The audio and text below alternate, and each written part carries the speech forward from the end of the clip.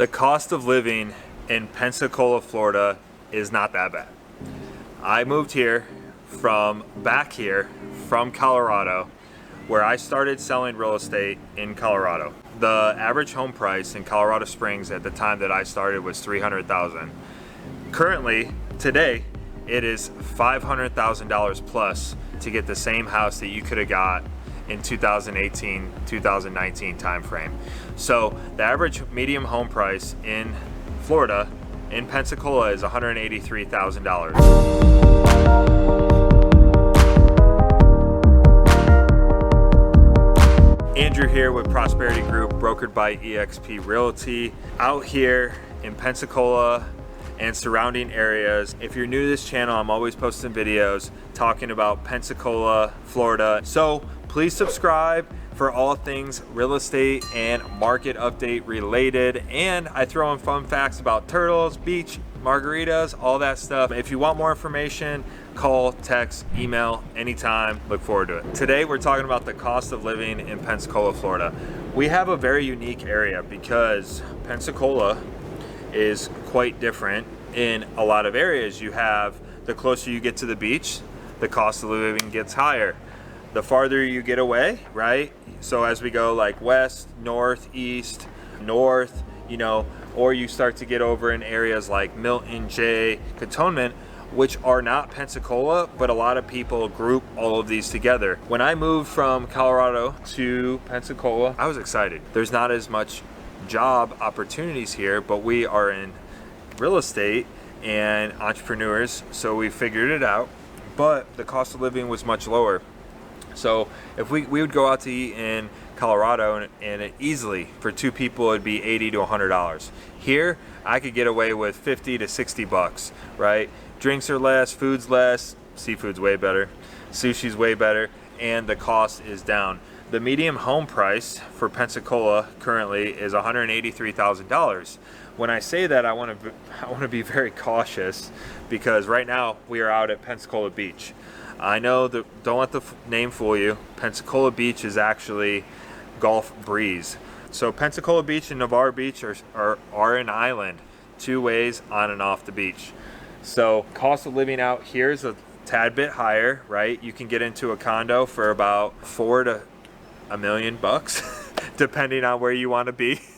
However, if you're going to look for a single family home on the beach, you're probably going to be looking at $750,000 to over $1 million easily. While we're on the cost of goods, so groceries range from about $100 to $200 every 2 weeks. It depends on what you spend it on. So my daughter and I, we live very simply.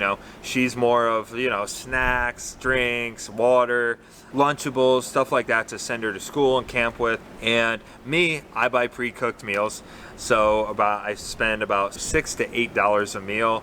We got a ton of companies in town that will make those for you. And as far as utilities, obviously we're in the Sunshine State.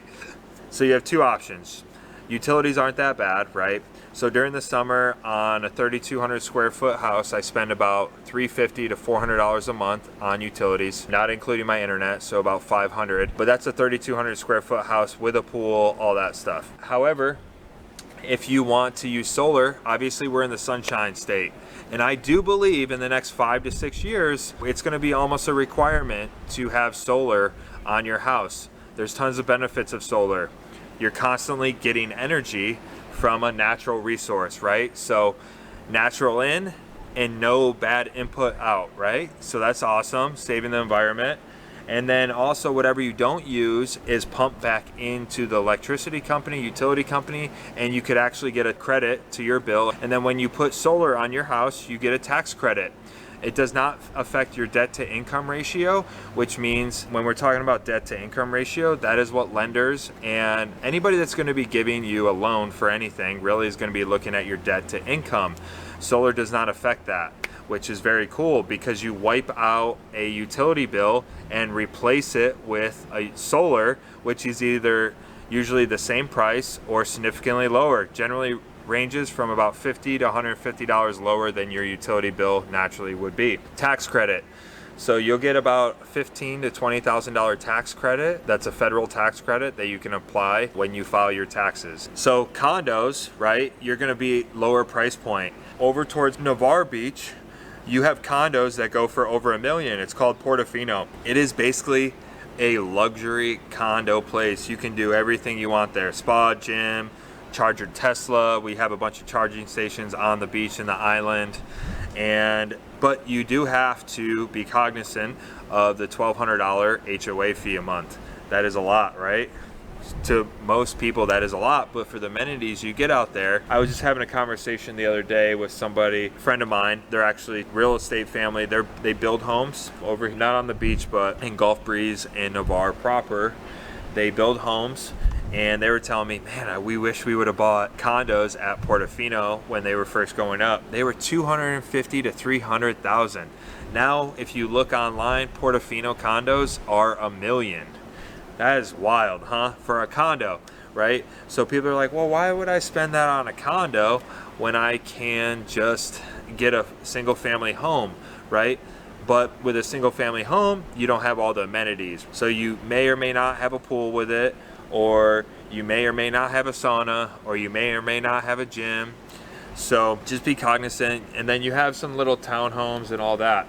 But a big plus, the cost in Pensacola and surrounding areas, is the cost of doing stuff with your family, doing stuff with your spouse, significant other, friends. Because you could easily go out where in a bigger city, you're like Miami, right? You go out, spend $25 for a drink, $10 for a soft drink, right? Here, it's normal prices. Like, as inflation is going up and is at an all-time high cost, I mean, gas is super expensive on the beach. Don't buy gas here. That's it. That is the cost of living in Pensacola and surrounding areas. Obviously, the beach, just remember, closer you get to the water and the beach, the cost gets more expensive.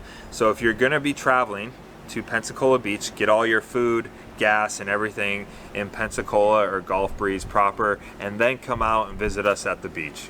Thanks.